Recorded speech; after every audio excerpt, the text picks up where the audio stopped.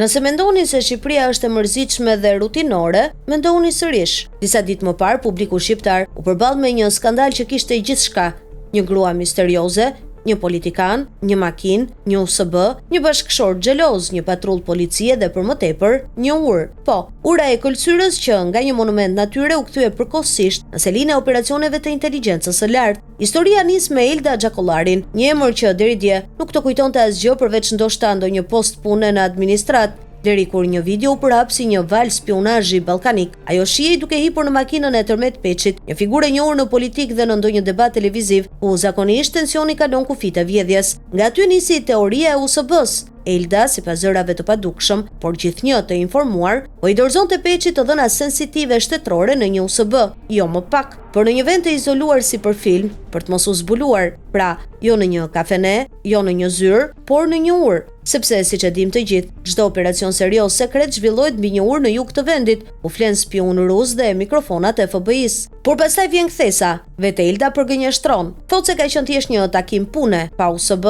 pa të dhëna sekrete, pa plane për rrëzim qeverish. Madje në një intervistë shprehet e tronditur se si një moment personal është kthyer në një farsë publike. Ndërkohë burri i saj, që duket se ka patur më shumë interes për telenovelën sesa për të vërtetën, e ka ndjekur, e ka filmuar dhe e ka lajmëruar policinë, sepse në mungesë të shërbimeve sekrete, tani çdo bashkëshort i ofenduar është edhe hetues, edhe prokuror, edhe kameraman me 4K. Policia shkoi në vendngjarje, nuk pa ndonjë akt kriminal dhe u largua. Asnjë në pranga, asnjë USB që është përthen, asnjë dokument top secret të firmosur nga NATO, pra 007, misioni i urës së Këlqyrës, doli të ishte thjesht një serial xhelozie me metrazh të shkurtër, shkruan in Front Albania. Por kush është Tërmet Peçi në këtë histori?